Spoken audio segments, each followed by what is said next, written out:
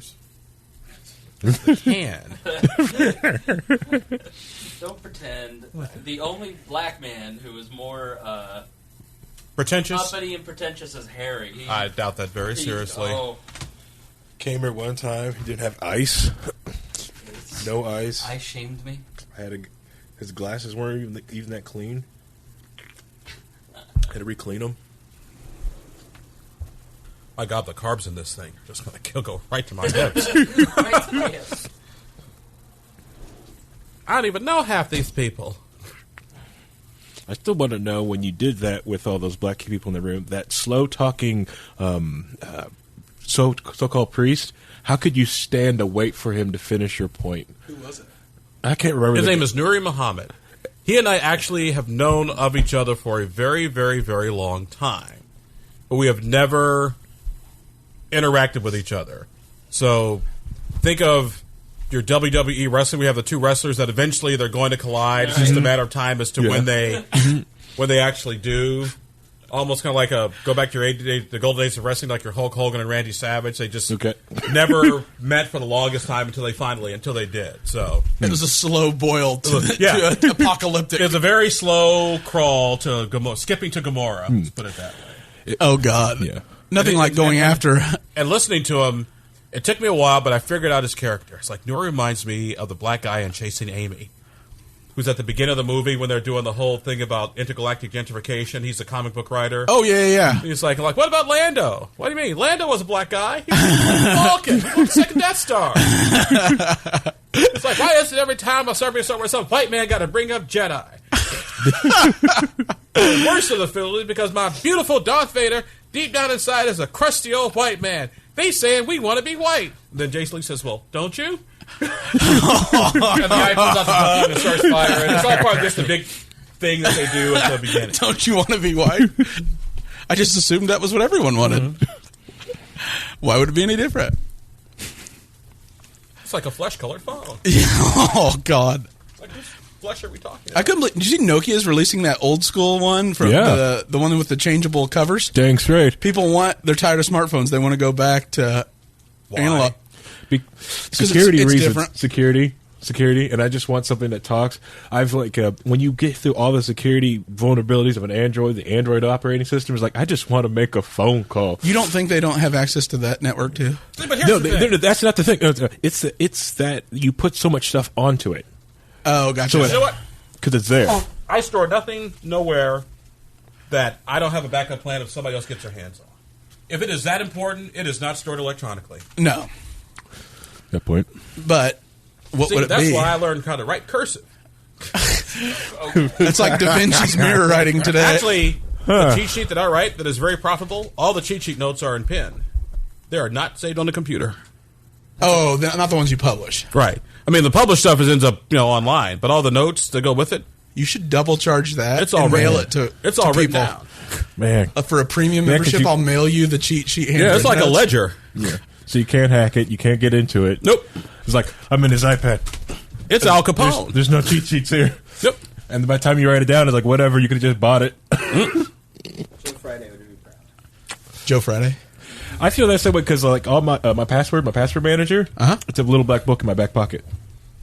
Yeah, all my passwords. For your computer stuff? For the computer, all the encryptions, everything. So if I lose that, I lose You all my also, encryption. though, use water filters because of the fluoride on your shower. But the thing is, like, if anything, if anyone gets trying to get access to this encrypted hard drive, they'll need that sheet of paper, and I can easily either A, swallow the sheet of paper so I can get wet noodled unencrypted. You can't swallow a whole black notebook. I just need to swallow one. Apparently, I didn't know something about Harry. Hey, I know this is going to be that kind of podcast. I was going to say. Or I can light it on fire. You know what they say about the black notebooks are the biggest. Since it's a little black, it's one of the Moleskine little black books. I could easily light on fire. It's got more pages in it. Yep.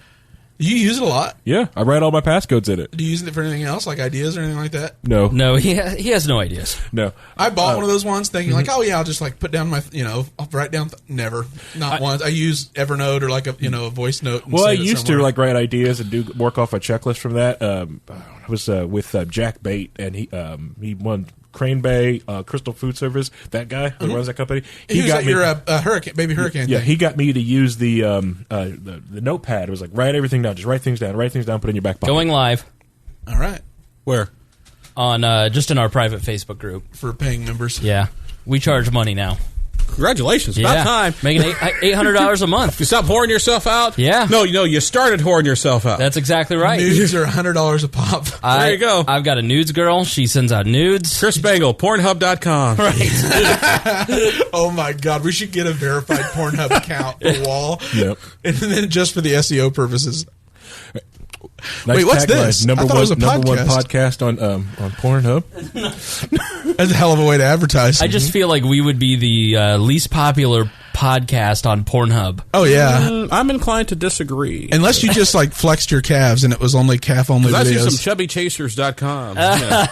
Oh, man, the ads and the product placement with that. It's alarming how popular that kind of stuff is. Because everybody's got a fetish. Everybody. But that one. Mine is me. Everybody. Check 1, 2. Where's the Abdul porn category on Pornhub? SexyBlackLesbians.com. Don't tell my wife. Well, hell, that's how I met her.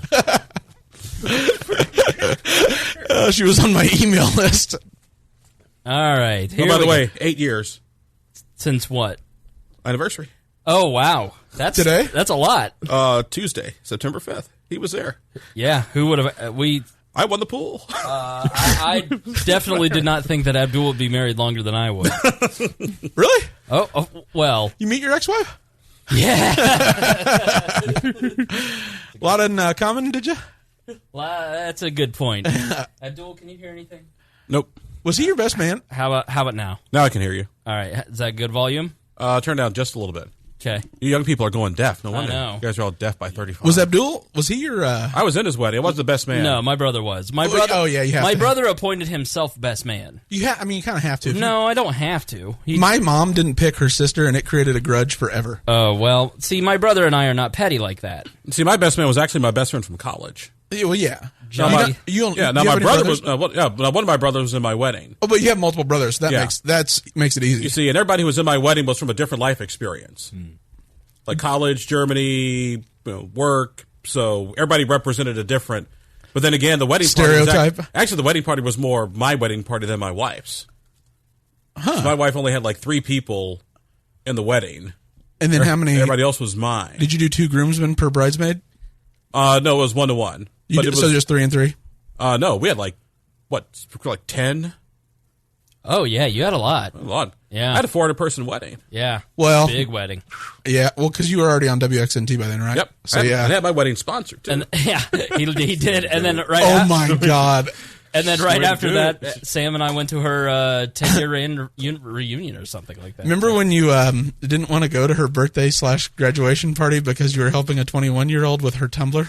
She was 20, and you always bring this up, but it's not the correct story. We'll correct it some other day. It's a convenient revisionist history. It is. It is very convenient. It's fake news. Fake news. All right, you guys ready? Welcome to We Are Libertarians. I am your host, Chris Spangle. We Are Libertarians brings you all of the irreverence modern politics deserves. Think of us as the love child of National Review and Mad Magazine. We explain to you what the hell is happening in our world today and how we can fix it by thinking differently. Please be sure to rate and review us on iTunes, like us on Facebook, share this episode with friends, and support us through PayPal or Patreon at WeareLibertarians.com. It's just Patreon now. I got to update the copy. We are supported by listeners like you, so $5 a month and up helps us grow, and we are always taking your questions and comments via email at editor@WeareLibertarians.com. If you're new to the program, we catch up for the first 15 to 20 minutes or so, and then dive deep into analyzing current events in society from a libertarian perspective. This show is for adults by semi-adults, so please be warned, the language is strong and often offensive. Joining me is my lovely co-host, Greg Lenz. Greg, how are you doing? I'm doing well, buddy. How are you today? I'm doing fantastic. Also joining us is our other co-host, our fourth co-host, Harry Price. How are you doing, Harry? Going good, going good. Now, you called this episode the what? On Tuesday, I called it the Kooning. Excuse me? Now, That is offensive. Now, I hope you didn't offend the sensibilities of our delicate guest, Abdul-Hakim Shabazz, who makes you are the most reoccurring guest now on We Are Libertarians history, Abdul. Well, I feel like valedictorian in summer school. I'm sorry, salutatorian. My bad. A gold medal winner in these. Never mind. Special Olympics. Now, Abdul was my. Somebody, where are the hearing impaired kids? Someone wake them up. From Family Guy when they're all asleep, and I get up and the alarm's going off. Now, Abdul was my boss 10 years ago. So it was 2004 in December when I became your intern.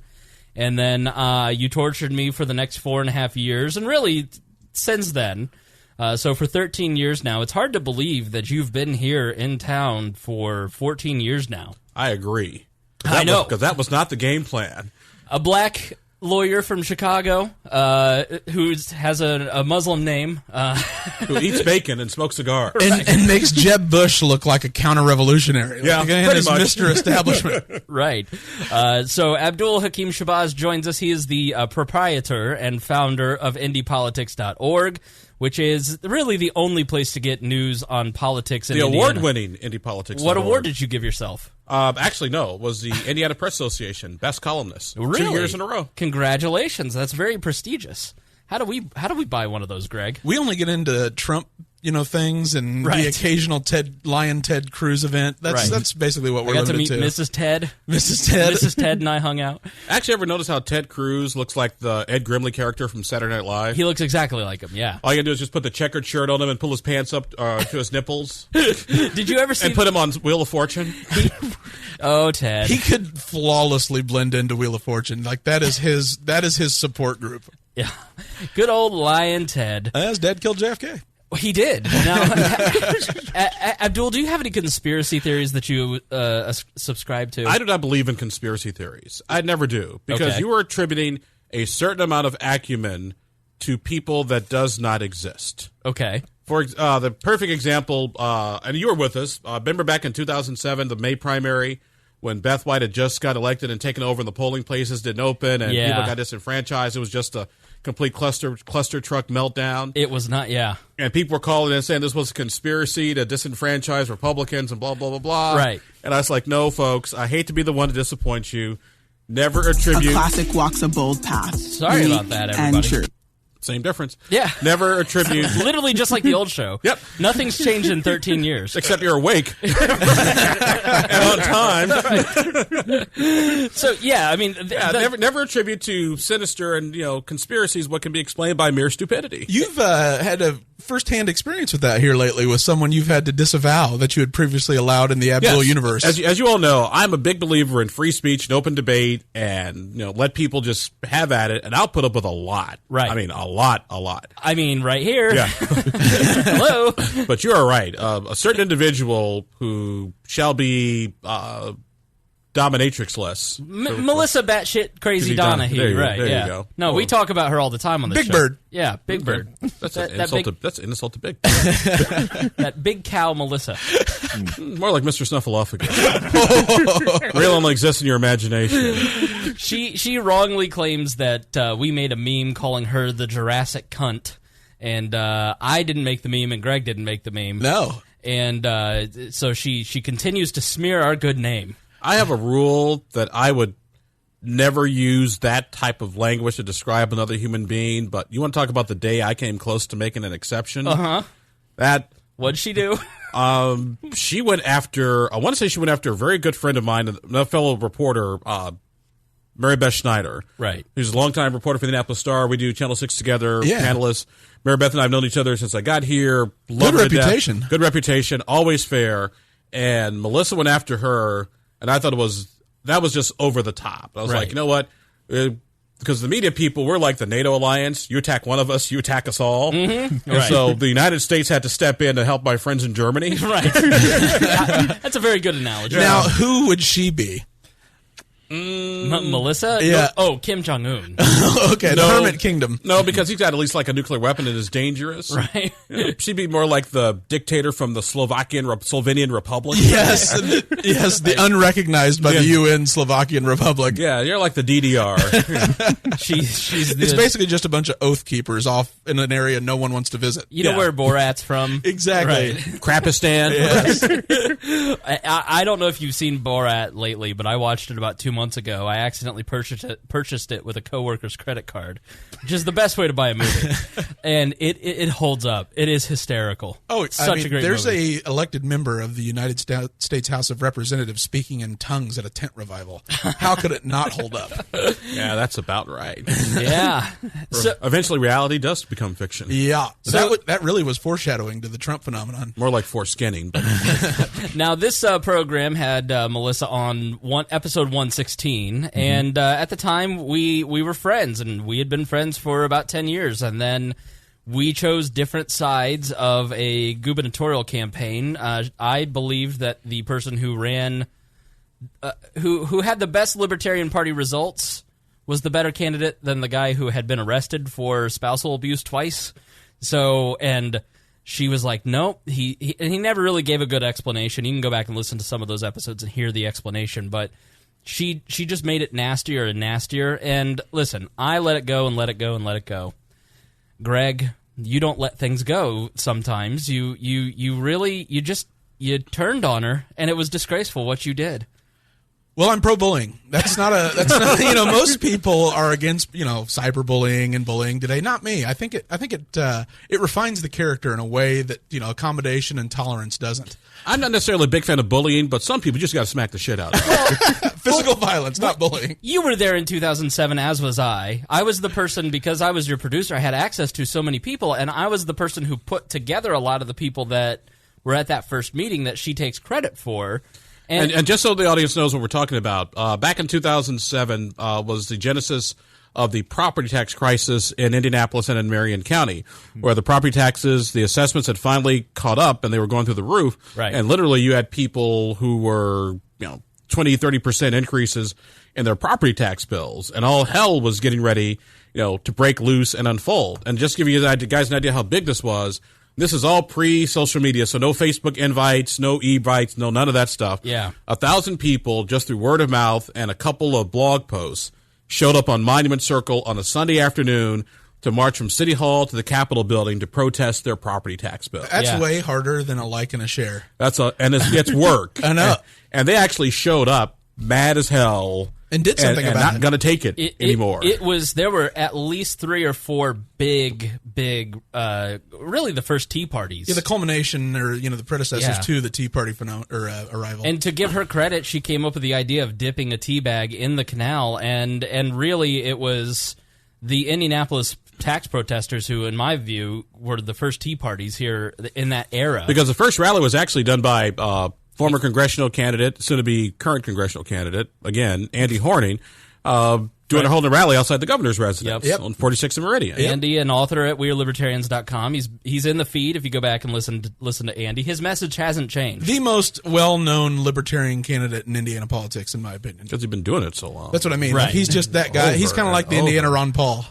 Over again. Dude. Got more friggin' fucking reruns than Star Trek. Come on. All right. And so Melissa wrote this fictitious book where she took credit for the mayor of Indianapolis getting ousted as if it was her doing, which no single person could take credit, although you can try. I can, and I did. Right. Because I gave Greg a voice. Right. When nobody else would. Literally, you were the only person that would interview Greg Ballard. And who was an absolute no-name, somebody who, well, you know what? He's been a hard worker for the party for a while, and since this Actually, not really. Greg and his wife had just moved back to Indianapolis a couple of years ago because he had just retired from the Marines as lieutenant colonel, and just sort of, it's your classic story. Your average citizen says, you know what, I've had enough. And which, by the way, was a brilliant campaign slogan. I have no idea where that came up. All right. I know where it came up. I just don't know who came up with it. Right. It was a living room in 11th and Alabama. Okay. Long time ago, a galaxy far, far away. Now, because he was a lot like the guy that ran against Denny or Hogsett. The Republican Chuck, I can't remember his last name. Oh, Chuck Brewer? Yeah, and that was sort of the same type of profile, was it not? It was a little different. I mean, Chuck was a small business person, military, but the situation when Chuck ran versus when Greg Ballard ran were totally, completely different Political environment. Yeah, political environments and different sets of circumstances. Right. And the one thing about what a lot of people don't give necessarily credit for was my closest friends in town, a gentleman by the name of Tom John, who was Marion County chairman at the time. Because people say the Republicans didn't help Ballard.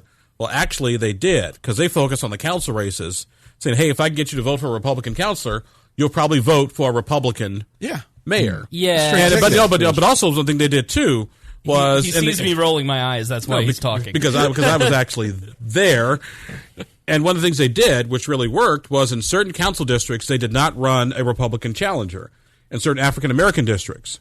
Because if the voter thought, hey... Peterson's going to win anyway. My person doesn't have a challenge. Guess what? Why bother go vote? Right. I'll just stay home. Mm-hmm. And it's actually a brilliant way to do sort of reverse voter suppression, which is you don't give somebody a choice. Right. It's covert voter suppression. Yes. Yeah, why stand in line? Yeah. Why stand in line to vote for some people you know are going to win? So guess what? They stayed home. But and remember, election night, those precincts closed up first, and they closed up early. And Ballard had a semi-decent, was a small lead, but still a lead. And everybody was saying, well, Center Township will come in, and then that'll just, sweep it to Ballard. But Center Township had already closed. This is some straight up autism right here. He is having the time of his life. This is autism. This is like Jeremiah talking about the race. Because I sent you to a Democratic headquarters, and I sent our friend Scott Manning to Republicans, and you were there because I want to say you interviewed Joanne Sanders for like 5 seconds because she was just so mad because they could not believe that they had lost. Oh, it was the grimmest election night party I've ever been at, and I've been at every Libertarian Party election night since 2008. But in the defense of that, the expectations lost, not universally agreed to win. Well, wasn't it like Ballard had like 2 months out $50,000 in the bank, and Peterson had like $2 million? I mean, it was some crazy disparity. And everybody knew from the polling that was done, the limited polling, that Peterson was vulnerable to an unnamed Republican.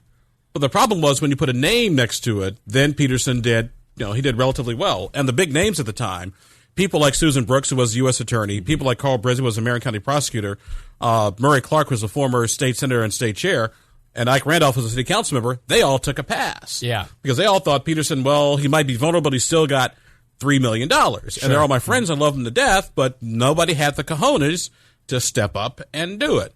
Ballard, why take the loss and have it on the resume? Yep, Ballard did, and won. Twice. But he could have won a third time, I think. I think he could have won a third time. Yeah, I do too. And actually, had he run, Hogshead wouldn't have. Yeah, why would you? Because Joe got out of the race, remember? Because here's the thing about Ballard here in Indianapolis, and I know we're getting too local for national politics, but super local. I mean, it was township level, but it was just such a massive. If you ever want to study in freak elections, go back and look. Go back and read Indiana Barrister Abdul's blogs from the time, and we actually have a lot of the podcast and the interviews stored somewhere in my website. But it was a fascinating study in upset politics at the time, none of which Melissa Donaghy could take any credit for. And then and think about this more on a more global scale, which is when people say, well, regular politics is all just for the insider class, which for the most part it is. Thank you, God. Mm-hmm. Appreciate that every day. But if you think like a regular person can't step up and say, you know what, I'm tired of the way things are and I want to make a change and a difference, it can be done. It's work, and it's a hell of a hill climb, but it is not impossible. Politics ain't no beanbag. That's actually the exact strategy I advocated for Gary Johnson's presidential campaign. Do not let anyone see him or speak. Just present the resume of a 2-term Republican governor of New Mexico as a third option in Trump versus Hillary, and you will get 10%. But do not introduce him to people and let him go down into, get trapped by policy questions because it'll result in failure. Yeah. And everyone was like, that's crazy. But now I feel a little bit validated that that's not such a crazy option. Right. It's specific to the kind of race and the dynamics of that race. But you put a name to something, you end up seeing a surge in support or you create an opposition vote. Yeah. He shops around well. He hits around everywhere else. His resume is perfect. Yeah. It's still he talks to people that you're like, oh boy, now he's forcing Anne Frank to bake the Nazi cake. Yep. So let's circle back And let's introduce tonight's topic because as There's a reason why we have two Negroes on the set here. That's we can talk about some Negro things. well, Harry, as Harry, Do you like your fried chicken dipped in batter, or do you use Parmesan cheese crusting? with you two, trust me, I'm much more the fried food expert than you. We are the Negroes because you two are the foodies. Harry drinks Perrier and spends his evenings walking around the house in a smoking jacket with his putter. And I do club soda and Splenda with a splash of lime. Right. And Abdul Love Perrier and lemon. So Abdul is a member of every private club in the city. yeah. Except for Hillcrest. I haven't decided to join yet. We'll talk off air. They have too many, Actually, no. I've people. been thinking about taking up their tennis stuff. And that's a good place to go and play. Yeah. It's right across from where I work. Yep. We can we can hang go out. hang out. Yeah. That'll never happen. He would never invite me to one of his clubs. Actually, yes, I would. Would you? Yeah. Antelope Club? Yeah. Right. Antelope Club is it's a great club, but it's not the Columbia Club where all his fancy friends. I'm his side piece. I'm his political side piece. He doesn't want to take me in front of the governor. Now, Harry, He takes you to the mistress shop across from the dry cleaner. it's exactly right. So we want to talk about Abdul has run into some problems. Some notoriety of sorts. I don't call them problems. I call them opportunities to show people how stupid they are. Right, and you're good at that. And so I was at Penn Station last night, and fully off the rails with the diet. For those of you wondering, but I'm at Penn Station last night, and Greg, I'm not a sports expert. You like to, given your feelings on sports, you play up your ignorance to infuriate those who do care about it. But you actually do follow it, right? And so over after the Floyd Mayweather fight, NFL star from the Seahawks, Michael Bennett, got arrested. And it was a pretty the TMZ has the video, and the video is pretty rough. And it's brought a lot of issues to the forefront regarding, the black community and policing. And Michael Bennett was very vocal on Colin Kaepernick's protests, where Kaepernick kneeled during the national anthem because he says, I'm not going to support a country that supports police officers that violate my community. And Michael Bennett was a part of that. And so it is coincidental that he ended up getting harassed himself. If you can just Google it. But so I'm watching this in the Penn Station last night, and I hadn't heard about this at all. And they show sports because everyone watches sports. And I just see one black woman, she's probably in her 60s, staring at it intently with just this sad look on her face. And then I look over at a young mixed girl who's probably about 10 years old. She's I don't know what. She was definitely from out of town, as Greg would say. No, but she was probably half white, half black, and I felt my white guilt kicked in when I saw her face as she was watching it. And to me, when I saw that story, it had no impact on me whatsoever. But for that little girl processing that, who's about 10 years old, I just started to think what her life and what she must be thinking about and what her future, and that brought me back to a conversation that Harry, we've had on this. You carry your weapon. You're a Second Amendment believer. Mm-hmm. But, after Philando Castile, you said, I didn't leave with my gun tonight to come over here because I was afraid. Yeah. That's a position that I have never been in. So I don't feel qualified to necessarily talk about what it is like to be a black man in America. Lord knows. What makes you think we are? Right, Lord knows. This is my topic, Harry, to be honest. So,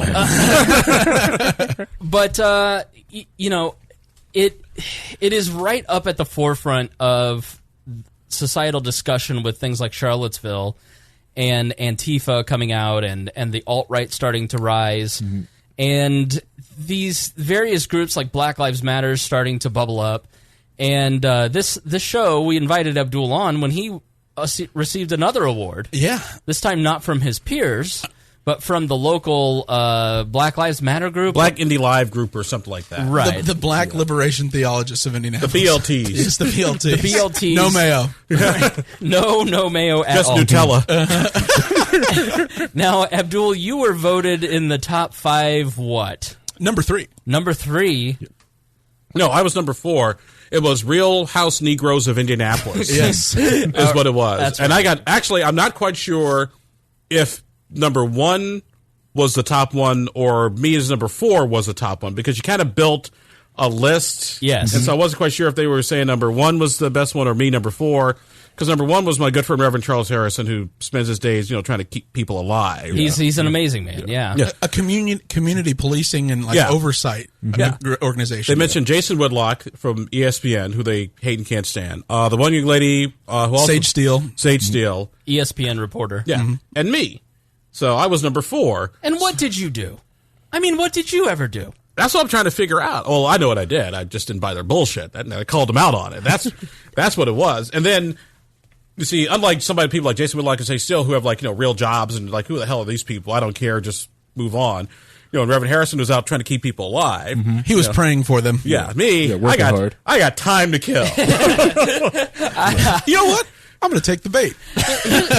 Well, here's the thing. You would think that the local black community would look at Abdul, a man who came to Indianapolis 13 years ago and has started a successful publication, who is a teacher, a lawyer, a thought leader, sought after to come speak. You are somebody who gives back. Your whole career is giving back to this community, a community that you don't even consider yourself a part of. You still have Illinois license plates, for God's sake. I still have an Illinois home, right? For work, because number 1, I really get off on a tangent here. Okay. I'm like Dr. Noonien Soon in Star Trek. I don't believe in living anywhere without a well-thought-out escape plan. Because you never know when the giant crystalline Italy snowflake is going to come and kill everybody on the planet. You have been married for 8 years. You have no escape. Oh, yes, I do. You got the hand. It's a beautiful woman, but you know what? You never know when day crazy's going to kick in. Oh, it's inevitable. Yeah, and that's why I do nothing without a well-thought-out escape plan. It's like Novocaine. It just takes time. Right. I have trust me, I have several doomsday scenarios that we are ready and prepared for. But is there a wife insurance? Like there's a Sean Hannity food insurance? Yeah, it's called a lawyer. My wife would never leave me because she couldn't program the DVR. It's true. But you are somebody who gives back to this community tremendously. You've started a business that now makes you a decent income and is you're at the forefront of thought leadership. It's just not their thought. Right. Yeah. And that has always been, I've had to deal with that basically pretty much all my adult life since coming back to the United States. Because we lived in Europe for a while, as you know. Came back here in 1990 to finish school and do some other things. And my dad kind of gave me the talk before I got on the plane and left. It's like, okay, son, I want you to think about this. Harry, I don't know if you ever had your father or male figure do this. Son, I had a father. It's okay. Yeah, okay. You just never know. It's rare. I know. Yeah, you never know people's situation. Yeah, I know my daddy. So does my brother, my other brother, my other brother, my other brother. Papa's a Rolling Stone. Yeah, it was. Yeah. Still finding brothers and sisters around the country. And when he died, all he left us was alone. Yeah, Harry's not kidding. Big one. Yeah. No, but it was. My father was like, "Okay, son, I understand you got your political beliefs and philosophy, and We've been in Europe, and you had a very diverse group of friends, but I'd appreciate it, your mother and I, if you just make an effort." Meaning what? Like, Dad, what are you talking about? You know what I mean, son. Just, maybe revisit your people. Just. Your dad called you an Uncle Tom? No, my dad was like, sort of, like, son, just make an effort to. Just, What on earth? Put an extra packet of sugar in the Kool-Aid. Is that what he's saying? Well, more like, try some Miracle Whip. Right. Yeah, just sort of that. But a little bit of spice, some zest. Yeah, like I'm not saying I don't mind you playing so much in the snow, but you ever thought about just getting a part-time job in a coal mine? Could you? Was that dating advice for that particular? In a certain matter way. Yeah, you met my father before. Oh, just very staunch, very quiet. Law and order. Law and order, yeah. Yes. Law and order kind of dad. No nonsense. Yeah, I just wish you. Which is why it's so stunning he would say that to you. No, not really, because I understand my parents' upbringing. Because my dad was born in the 1930s. And for most of his adult life, he had to deal with a bunch of crap that none of us could possibly ever imagine. It was perfectly legal, and there was nothing he could do about it. Did they grow up in Chicago, in the city? My parents grew up in the South, but eventually, during the migration, came north. Right. So, my dad served in Korea shortly after the Korean War. He comes back in Chicago 1959 to get a job as an accountant, because that's what his college degree was in. He's going through the Chicago Tribune newspaper, see the wanted ad, accountants wanted, blah, blah, blah, blah, blah. By the way, coloreds need not apply. I mean... Yeah. A little bit different than, Right. the current, climate. You don't see EEOC opportunity at the bottom of the ad. I mean, How do you because I know there's younger generations in your family. I mean, how do you communicate that? Because I like watching that girl's reaction to the news story yesterday. I thought, man, I understand why a Colin Kaepernick is born, and I understand why there is a sense of inequality, because even though it isn't no coloreds apply anymore, there still is, there still is fear. Like, if I get pulled over, I get a nice day. Have a good day. Harry thinks I may not make it through this alive. You got interviewed by the Secret Service and were not nervous. Right. Harry was afraid to bring a gun to a podcast. Right. Yeah. you see, but That's white privilege. You see, but each of our experiences are totally different. Because someone will always ask me, Abdul, have you ever been pulled over by the police because you're black? I can honestly say I don't know. Mm-hmm. And the main reason why all my adult life I've been in the media business. Sure. Mm-hmm. So as a television or radio reporter or political operative figure, so I've always known the law enforcement and the community where I was. Yeah, you've been a member of the government, the political class. Yeah, the political class forever. It's totally different. So here's the PSA from Abdul to every black man: get to know the police chief. Yes. On a first name basis. Yes. Get his cell phone. Get a cell phone number. Yeah, that's why I'm not so afraid in Lawrence. It's when I leave Lawrence, because I know Lawrence PD. I know the Lawrence police officers. I hang out with them. I know where they hang out. We went to school, but I mean, it's like with that type of thing. At this point, they're at the stage of their career where they're the law enforcement. Mm-hmm. Now, it's not too much that I think I get pulled over because I'm black. I've drove through Carmel tons of times. Never got pulled over because I was freaking black. I get pulled over because I'm speeding. But the main thing that makes me really worried is because when the police officer, before he knows me at all he can see is like statistics. It's like, okay, I've got a 6-foot large black man in a car. It's kind of dark in there. But I would argue now is a perfect time to be a black driver. Yeah, because everybody is afraid of a lawsuit. Reverse racism. It's like get on a plane the day after a big crash. If there was ever a day that United and Southwest is going to have their shit together, it is after the big DC-10 crash. So you know what? I just go through Carmel playing Public Enemy, fuck the police, straight out of Compton, just drive around the roundabouts. Nobody's going to stop me today. Screaming Dale. Now I'll tell you this: you got that till the jury verdict. Then after you found out guilty, you might want to take a little different approach. Because with the troopers, he saw my Glock he didn't ask for a Glock. He didn't even ask for my permit. Just asked for my ID. Just asked for my papers. But when my wife, when she got pulled over in Carmel, going through around, they pulled her out of the car, took her gun, unloaded her gun. I know, white girl at 3 a.m. in Carmel. They pulled her out, but that's what. Well, did you have a picture of you on the dash? But here's the thing I think sometimes people forget is when we look at African American police encounters, we have to look at things in context, in the total and complete picture of what's going on. Right, everything's case by case. For example, the Aaron Bailey police action shooting that everybody's going on. Explain that. Here in Indianapolis, back in June. We had a situation where police pulled over a guy and a girl about 2 o'clock in the morning on the near north by northwest side. 9 minutes through the police stop, the guy takes off, leads the police on a 2-mile high-speed chase. And not like a straight chase down the street, but like Smokey and the Bandit. Makes a left turn here, right turn here, another left turn here, then gets stopped by a tree. Crossing medians. A tree. Yeah, he gets stopped by a tree and hits the tree. But then this is where it gets unclear because we're not exactly sure what happened. The cops get out. There are words exchanged and there are shots fired through the back of the vehicle. Mr. Bailey is killed. Now, we don't know exactly if all the shots came from one gun, if they came from both guns, where the officers were, but you have people saying that Aaron Bailey was assassinated. Like, really? Seriously? Yeah. No. JFK and Martin Luther King got assassinated. Now, this is the Southport police officer, right? No, this is IMPD. Okay, all right. Yeah. And so... You're really the only news outlet that's paid the level of detail and attention to it that exists. Everyone else either picked their default side, and that was that. No, my position has always been just get all the facts. Right. I have never said that Mr. Bailey was guilty or that the cops were innocent. I was like, you know what? How about we just get all the facts and then take it from there? People are like, no, we want the cops charged with murder. But you can't charge somebody with murder until you have enough probable cause for a murder charge. Because newsflash, and the people who are saying the cops committed murder, they point to Aaron Bailey being shot in the back and the bullets came from the back. That shows that it was murder. But Mr. Bailey also had, if I remember the toxicology reports correctly, he had cocaine and stimulants in his system. Hi. All right. Have we met?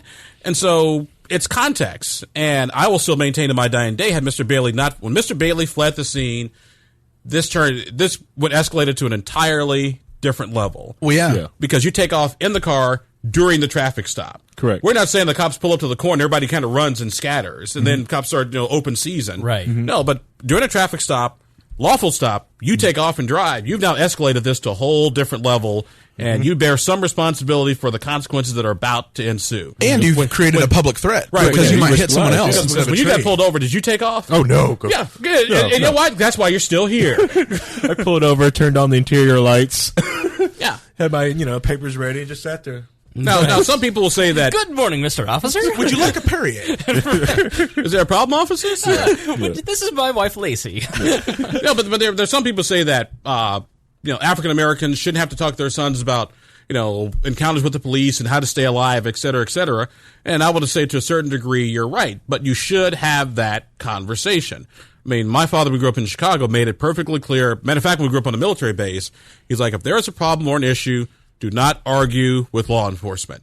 Just go quietly, yes sir, no sir. If you have to go. Call me, and then we will take care of it. Because you do not get into an argument with somebody who has the legal authority to arrest, detain, and if necessary, shoot you. Yeah, and that's Yeah, and just to you in just a second, Harry, but that's what Michael Bennett's attorney said. Michael Bennett hired a civil rights attorney who's going to sue the Las Vegas Police Department for being wrongfully for being assaulted. And the lawyer basically said, the time to have the discussion about your rights is not in that moment with the police officer. It is when you are sitting in the jail cell or after. It is not in that moment, because the reality for most people, but especially young black men, is that if you are trying to explain your rights, it goes back to the axiom that Abdul has taught me: if you are explaining, you are losing. Yep. And so, And there's nothing they hate more than, being told how to do their job. And even if you do point out a flaw they might have done in the Miranda process, they're not letting you go. That was my fault. I didn't read you your rights. You're good. Unless you know them, unless you're cool with them, they're like, oh, okay, yeah, I see what I did there. But they're going to go ahead and do it, then apologize later. Well, Yeah. I got, like I said, I got pulled over going very much over the speed limit about 2 months ago, and I got off with a warning. And it's because I didn't pull the am I free to go, officer? Am I being detained? Like Bittner wanted me to. I was on the way to the last pool party. I was on the way to the last pool party, and Bittner gave me shit when I got there because he's like, you didn't employ the 5 ACLU steps to blah, blah. I'm like, no, and that's why I got out of the ticket. Because when he said, do you know why I pulled you over? I said, I didn't make a word. I just kind of went, I don't know. I was driving around a roundabout repeatedly blaring NWA. Right. Yeah, didn't know I could do that, officer. And I was polite. I was prepared, and he goes, go on. I was like, And a lot of times what people forget is when you're dealing with law enforcement in that situation, how you decide to escalate the situation. Law enforcement is going to escalate it and try to match you sometimes tone for tone. You start yelling and screaming, and a lot of officers are like, ma'am, sir, you have to calm down, step out of the car. People naturally mirror each other. Well, yeah, Right. Yeah. That's why you stay polite. Yes, officer. No, officer. Is there a problem, officer? Mr. Shabazz, know why I pulled you over? Oh, I thought the dead body in the trunk. Yeah, I never admit wrongdoing to anything, but I'm always very polite. I never, Now, sometimes if it's just blatantly obvious, yeah, I know, I was speeding. I shouldn't have been. Right. I'm sorry. Okay, thank you for admitting it. Just drive a little be careful next time. Because the cops because believe it or not, cops don't want the hassle. Right. Yeah. They just want to go home to their families and go do their shift and go home. They want to go watch YouTube videos on the laptop like we want to in the middle of our workday, right? Exactly. Yeah. They sit in the parking lot, watch videos, yeah. Go ahead, Harry. Oh, well, the thing is, I would also want to get to is, like that talk with the police officers. I had the same talk with my dad. My dad told me that same one is because, growing up, I watched those cop block videos and watched them like, yeah, they're shoving cameras in front of these cops' face. I want to do that too. And my dad's like, no. You'll do it once and then you'll never do it again. Yeah. Now, what you can do, because there's actually a state law that allows you to do it, and Congressman Jim Banks authored it, based on something he got from some libertarians, which was you can film police officers as long as you do not interfere with the officers doing his or her job. Yeah, current Congressman Jim Banks, that's here in Indiana. And He's defeated now, Marlon Stutzman. Yeah, he's now in the 3rd District here from Indiana in the federal Congress. Go ahead, Harry. Oh yeah, which is cool because you can sit there, you can record the conversation. But what a lot of people, which I don't like, what a lot of cop blockers or people film the cops do is when they put that camera up and they start shouting at that police officer their rights, which they do have, is that they also forget the humanity of that police officer. They're shouting at someone who's trying to do their job, so they're like accusing a lot of cops of forgetting their humanity, but they're doing the same thing. Exactly, they're shouting at the abstraction of all police officers, not that individual officer that lives in the community and shops at Walgreens, you know, and it really just doesn't, like Abdul said, they don't want the hassle. It's paperwork that, you know, if it turns up being a violation, they get brought in to testify and take depositions. And right after Donald Trump got elected, you guys remember this, there was a big protest rally in downtown Indianapolis, and just all the people yelling and screaming about Trump. And so I was supposed to go to dinner that night, meet my brother. I was like, hey, I got to go downtown. All the cops are down there, so I got to go do my day job. And it was actually the time I discovered how to use Facebook Live, so it was great. Right. Because there was the one girl who was, you know, got the cops lined up, you got all these people yelling and screaming at him, and there was this one literally little white girl snowflake who's just standing there with her sign and staring at the officer. And it's like, so I got the recorder out, like, excuse me, miss, I'd like to know why you're here. Could you tell me your name? My name isn't important. Jesus Christ. So brave. Okay, well, could you at least tell me why you're here? I'm here standing for justice.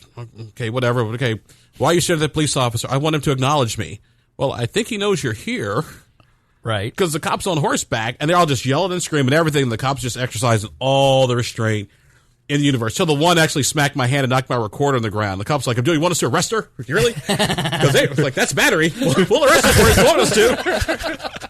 And they're about to... Can you imagine the story that would run? Abdul gets beat up by quivering snowflake. Well, no, I mean, she just, she smacks it. It's like, okay, do I smack the shit out of you? Because technically you did just attack me. Right. And I don't know what you're about to do next. She violated your nap. You have full right to attack her. Yeah, and so the cops were there. They're watching the whole thing, and they were like kind of excited. They're like, finally, there's one. Right. That isn't good. They're waiting for that provocation. No, because they've been exercising just a ton of self-restraint, and you got these 19 and 20-year-olds just yelling and screaming at you who don't know dick, you know, from day one, who have this romanticized view of the 1960s or whatever that They're is. pissed they missed the civil rights movement and the Haight-Ashbury movement. Yeah, even though they have no idea what it's like to have a hose turn on you and dogs. Right. Can you imagine trying to keep the horse still while being yelled at by all those people, though? When sitting on top of the horse and being yelled at. So you're trying to keep the horse still, trying to keep the horse calm, and you're just getting yelled at. I tell somebody, hey, do me a favor, run to that restaurant and grab me a white napkin. We're about to have some fun.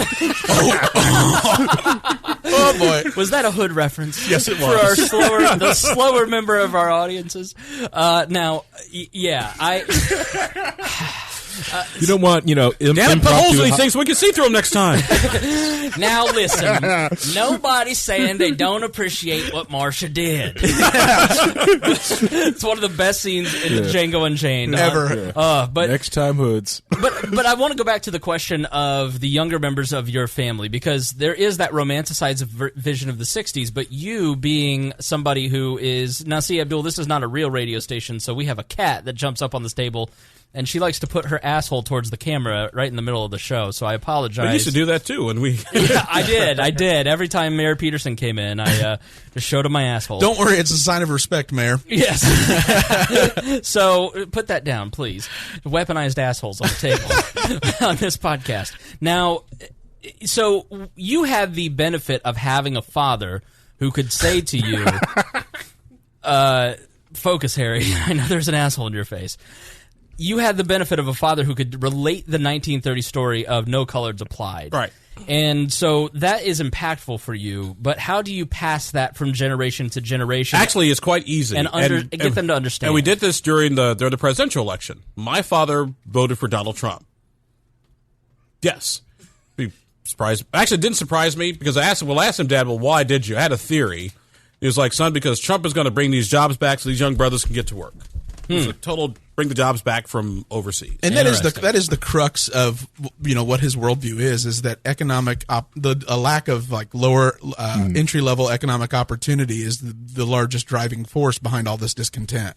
It's primarily an economic one because it's primarily uneducated people who didn't bother to get an education now reaping the consequences of their actions. Right, and then so what they do is they say, well, I can go to an temp agency and try to find the worst kind of work I can find that's no real ladder up unless I show an initiative, which for the most part, isn't on their. Or maybe should have got your lazy ass off out of bed and went to school. They are, but a lot of times it's too late in the process to just all of a sudden about face. My wife went back. Yeah. What do you mean? My wife went back to school at 40. Oh no! I mean, I like just went back, yeah. if you try to tell that to somebody in that moment while they're desperate and trying to find employment, but they feel like that they're getting a raw deal, they're going to go. You're getting the deal that you're the one who dealt the cards by making choices. But why? But I agree. Yeah. It's just how do you? That's the reality. Yeah. But the real question is how do you fix it so you don't just create resistance? Let me answer his question first, and then I'll deal with the Antifa, alt-right, Splenda, Propecia group people. May cause bleeding and irritating. The enormous pricks that are medically created. Yes, it may be called irritable bowel syndrome. Yeah. Tell me about it. Right. It's a good meme. No, there. like I said, the conversation I had, because my 20-year-old niece was kind of mouthing off to my dad, and like, I can't believe blah, blah, blah, blah. I was like, well, young lady, newsflash. I want you to understand something. For the first 35 years of your grandfather's life, he couldn't vote. If he had stayed where him and his grandmother, where your grandmother grew up, they could not vote until like 1964. Sure. And still then, it was you were risking something. It did with poll taxes. Your great-grandfather, who you didn't know because he died before you were born, couldn't vote for the first 65 years of his entire life. And newsflash, there was nothing he can do about it. No. So you, young lady, need to shut the fuck up. Because the test that even allowed him to take it, they have had PhD students try to take those tests today, and they can't pass them.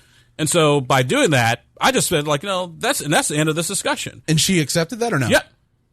Did she? Because I'm Uncle Abdul. I don't put up with that crap. Okay. But has it affected her worldview, or has it changed her stance on it? Her worldview will change, like most young people's worldview change when they move out and get a job. It will. But is that something you've noticed, though? Because I don't know that I've necessarily watched. If you look at this last election. At the end of the day, there's nothing new under the sun. The 1960s radical hippies all became, John Reagan. Kerry. They all became Reagan. or half of them became Reaganites. Yeah, absolutely. They all started. There's an old cartoon strip called Bloom County, which I used to read all the time when I was a little kid. Very political, back in the 1980s, and it was a comic strip where it's like these two hippies that are sitting at a bar. You can tell they were like the baby boomers, a little bit long hair, and the one guy says, "Hey, Mel, remember that book we talked about? Socialist redistribution of wealth in the Commonwealth of Massachusetts? Yeah."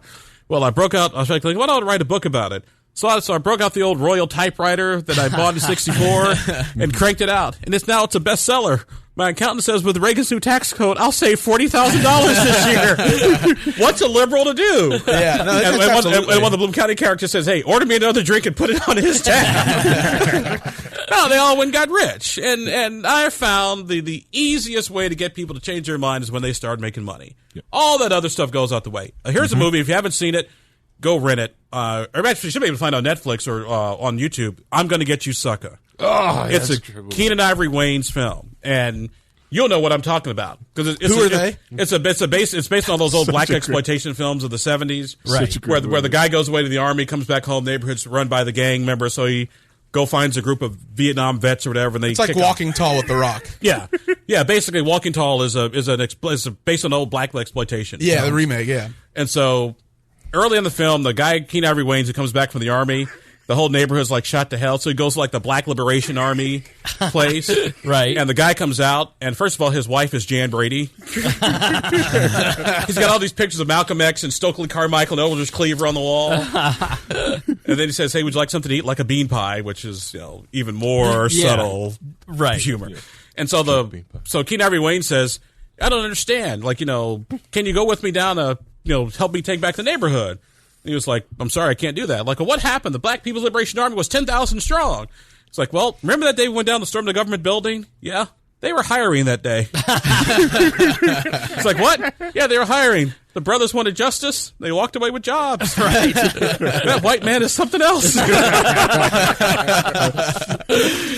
And it's satire, but you know what? There's kind of a lot of truth. And that's true, though. But the question is, will that hold? Because I think that economic growth is what fueled a lot of those gains. If you look at our economy and the way that it's situated right now, it's much more turning into dividing up the pie for your whatever group you represent. But the thing is, with economic growth, I will argue the problem is we're looking at too many things at a global level. You got to look at it individually. Mm-hmm. Because I will argue, if you want to control your economic growth, what skill set do you have? Mm-hmm. Period. If you guys went ahead and you developed We Are Libertarians podcast, Right. making money off of it. You have the pay part and the open part. You took an idea and, oh my God, capitalism. Right. Found a way to Against sell it. all odds, people found us worthy of listening to. We spent 5.5 years, and you can argue I've spent 15 years trying to hone some skills, and then it's just now after 15 years that I'm able to monetize those. Yeah. And it's not like we're making money. We're making money, but we're putting it right back into the product and trying to grow improve the product and make more money. Exactly. Delayed right. gratification, which is rare today. Right. Yeah. And so I argue the exact same thing. If I take the time, learn proper IT or whatever, and I can develop an app, I can sell $1 million. I mean, how did Uber start as an idea? Democratization of the cab industry. Right. People got tired of it.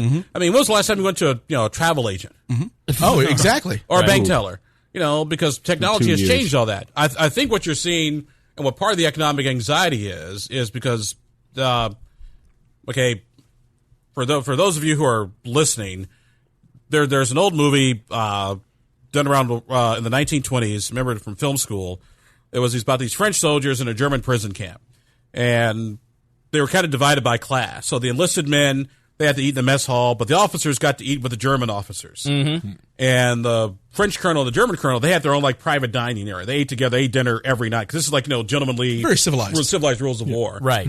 And Very European, actually. yeah, and so the French soldier is talking. The French colonel is talking to the German colonel. And says, "Don't you think it's interesting that our men are blah blah blah blah? Meanwhile, we have this fine pheasant under glass." And the German commander says something I'll never forget. That just goes to prove what I've always said: the world is not divided like this; it's divided like this. Absolutely is. And it always has been. Yeah. and Meaning it's not it's horizontal. It's not perpendicular. Yeah, it's not black white; it's income. Well, it hasn't been, but I feel like that's absolutely changing in the United States. I feel like feel like people's perception is changing. Like they feel like that. We see it as economic because as libertarians, as individualists, I've always seen it as economic, but now I'm seeing it as race. But because people are making it more racial. I mean, Correct, yeah. it's- Because the people that have been in power are no longer if you saw for the first time in American history, 43% of white Christians are the minority for the first time in American history. Spartacus. And then, but this last election, the Democratic Party, for the first time ever, the majority of their voters were not white individuals. But if you look at it economically, I will take you down to the Beech Grove Walmart, and I will show you a bunch of whiteys that I'd love to send back to whatever country. Maybe Ireland will take them, and then replace them with the Dreamer kids. I mean, if you talk about economics, the DACA kids that we're discussing right now, 800,000. They bring in $60 billion to the United States. Oh, yeah. And people forget. I have to correct some people on Facebook. Imagine that. The hoops that you have to jump through to become a DACA kid. Yeah, it's not just a form. Yeah, it's not just a form. You have to finish high school, have a GED, be enrolled in college. You had to be here before 2007. So demonstrate a bunch of traits that indicate you're on a good path. Exactly. Yeah. I trade your life for a green card. Yeah. Well, you can prove that you have a skill that no regular American has. That is easily acceptable. My favorite line from Coneheads. When I got pulled out of college and started working for a small business, I was, I got to be in charge of all these, basically, the people who would be in the DACA program, and they schooled me because I had nothing but nothing but education. Just You had credentials and they had experience. Yeah, they had experience, and I got schooled so hard. But yeah, I mean but it's shaping up though. It certainly appears to be that way. Well, to the me. question it's almost the analogy I use for what you're saying is I look at it like this: when the hurricanes Harvey and Irma bring to mind, the question is: are the hurricanes getting worse? Or are we building places that we normally didn't build before? And now we're seeing more damage. Because we think we're just arrogant enough that we control our own fate. We can even, handle natural disaster. To a certain degree. When you start building places where normally they've been out west, then there's a fire. We're oh my God, look at all these horrible fires. Well, the fires have actually always kind of been happening. You just now live there. You just wanted a lake home in a place where people didn't build. Right, exactly. Right, There's a reason why it's called a floodplain. Yeah. Because it fucking floods. Call me crazy. So that's why I argue, when we talk about quote unquote economic anxiety, it's always been there. I mean, go back to your 1970s when we started seeing, the whole shift in how we do manufacturing. 100 years ago, my grandfather, all he needed was a strong back and a strong work ethic, and he just moved boxes from one end of the factory to the other. We were the only, major production power, industrial power after World War II. Yeah, 30 years later, my uncle, his son, drives a forklift. I can move more boxes, so I don't need as many people. Sure. Another 30 years later, his son operates the crane that moves the boxes. And his son's going to be the supply chain manager. And now his mapping son, his son is going to be the guy at the main headquarters running the computer that runs the cranes in like 10 factories. Mm-hmm. The automated workforce. The automatic workforce. Correct, yeah. And the problem is, particularly for unskilled labor, is these are the people who are being, so to speak, mechanized out of a job. Yeah. Mm-hmm. The back during the presidential debates, during the Democrat and Republican, because I'm a total dork, I think I might have told you, Spangle, I was sitting home watching C-SPAN 3. Not one, not two. And this naked libertarian came on stage. I don't know what the hell happened. Actually, I was doing the Indy 500. That's the scary part. Yeah. Doing C-SPAN 3, and it was the Democratic presidential debate of 1960 in West Virginia between John F. Kennedy and Hubert Humphrey. Oh, and Humphrey? No, this is the Democratic debate. Oh, the so we haven't primary. got to the primaries yet. We're doing the primaries. And the question was, and I will never forget this, remember, just like it was yesterday, Senator Nixon, or Senator Kennedy, Senator Humphrey, one of the big questions right now is with the advances in manufacturing and machines doing more and more work, what is your plan to help the displaced, skilled American worker who is losing his job to a machine? That was almost 60 years ago. Oh, absolutely. Right. What's changed? It's the story of mankind is creative destruction, and how do they still participate economically when they have to start from the beginning? Yep. I was at the library the other day, and if you go to the library still, they're just now switching to a magnetic system. So when you walk out, you don't have to put the cards in. But if you check out a library book at the Indianapolis Library, for right now, you still have the pocket, and you've got to put one of those little due date cards in the pocket. Oh my God! And that keeps the alarm from going off when you walk out. It's like they're Amish. They could just put an RFID in there, and hook it to a database, and let you scan it in. Well, that's what they're doing, but it takes time because they have hundreds of thousands of books, and so I'm looking at this going, 1 weekend. What about this poor lithograph company that makes all these cards? They must be panicking. Can you imagine if you worked at the card company and say you were 57 and you couldn't afford to retire yet, but you didn't know what the hell you were going to go do for the next 10 years before you could. We love the negative, sad story because we empathize with those people, but we don't take a look at the other end of the spectrum and go, okay, well, the RFID sticker company is displacing those workers, and that new technology. But that's in Japan and North Korea or in South Korea. Yeah. That's what caused Trump's election. Mm-hmm. That exactly right there is, yes, creative destruction is great. We all benefit as consumers from globalization. Mm-hmm. But then eventually what happens, the displaced workers become a big enough voting bloc that they listen to a madman. And that is what happened completely in the blue dog Democrat districts all across the country that were more rural. Well, actually, they listened to a madman. They also had somebody that nobody liked. Yeah, no. Yeah. The dynamics of the race. You are the most unpopular people, in American history. Like, this is it. And one just decided that he was going to take up a cause for enough of the other side's traditional voting base that it worked. Mm-hmm. Yep. In the right districts. I argue any other Democrat, and it's a whole different ballgame. Yeah. Absolutely. If you run Joe Biden, it's the biggest electoral route since Reagan. Yep. Sure. And you said today, no matter how, because I asked, when did Trump start looking presidential? And you said, no matter how unpopular Donald Trump gets, Hillary Clinton's approval rating to this day is still lower than Donald Trump's. Which is amazing. It's stunning. I mean, she actually makes George W. Bush look like Gandhi.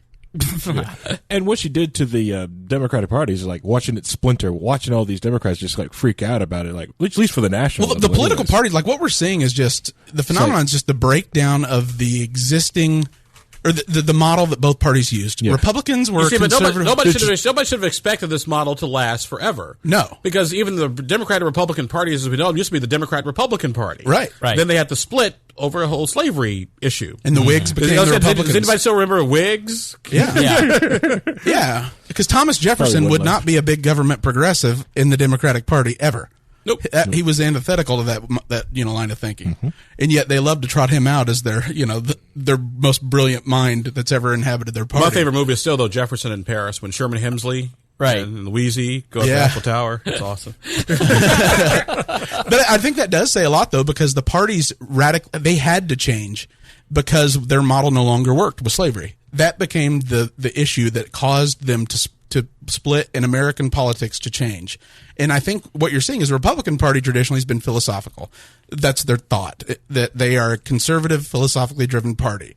The Democrats are transactional. The coalitions don't break rank. They hold together with the expectation they'll get there when it's their time. And everybody remains in solidarity. Now you're seeing a total kind of reversal because of the evaporation of unionized labor. And that voting bloc now switching over more along racial lines to the Republican Party, who, if you watch Donald Trump this week, he sounds to the left of Bill Clinton, wildly left. Well, something else to keep in mind, too, with respect to my Republican friends, they've only won the popular vote one time since 1992. Oh, yeah. Republican ideas aren't popular. They're popular until your Social Security gets cut. Well, the problem with Republican ideas, I will argue they are better in the sense when we talk about economic growth and stability. The problem is when you start, well, where is the president's birth certificate? Oh, my God, really? Well, yeah, the Duck Dynasty phenomenon within the GOP, right. But that's a testament to how it's changing because that's the voting base that allows them to rewrite the industrial Midwest in the Electoral College. Mm-hmm. And so you're seeing Paul Ryan, theoretically small government conservatives, all of a sudden their ideas don't speak to the people internally, and it's things like DACA. It's the cultural preservation. It's the right wing populism is. And I wish somebody would tell me what this cultural preservation is. It's racism. I don't get that. It's literally that he and I are better than you two. It's white identity politics. Because what it sounds to me, that sounds a lot like family values. It is. It's Pat Buchanan. It sounds like family. It sounds like it's 1992 all over again, and I'm watching the Pat Buchanan speech at the Republican National Convention. I'm thinking to myself, I remember this in German. Mm-hmm. It's very true. It is not on such an overt scale. In the 1970s, it was, I'm for law and order. Right. You're soft on crime. You don't want to be soft on crime, do you? Right. Because you know what soft on crime means? You're going to let all those black people out of jail. Look, it's Willie Horton. Remember the Democratic Convention in 68. I'm just going to be honest, Abdul. Every white girl I know wants to date a black man. Kind of had a point. Kat loves Harry more than she loves us. Just makes things easier. No, now the catchphrase is preserve culture, preserve not even heritage, but we have to protect Western civilization. Well, did you hear about Reed College? Reed College, their most prominent dropout, Steve Jobs. It's where he went and learned calligraphy and the Mac typeface. But they are now under an assault for mandating Western Civ as a class for all freshmen. Because that is racist. Because it's prioritizing Western Civ as a requirement over any other Eastern development Civ? Yeah, so the idea is you shouldn't have to study Plato because their ideas are irrelevant. It's that they were white. You don't have to come here. Yeah.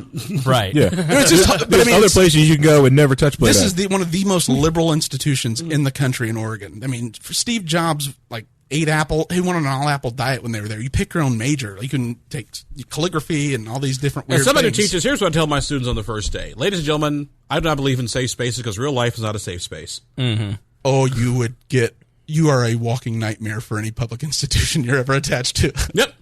And you know what? School's like, thank you, Abdul. We appreciate it because I'm on television, radio, and I'm a lawyer.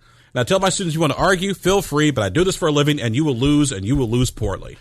I had a cousin who had him as a professor. He was very irritating because he's always right. And it's why I'm a libertarianist, because he's always right. That's true. You were dyed-in-the-wool Rush baby. I go back and I listen to the 2007, 2008 episodes, and I'm just like, oh, shut up.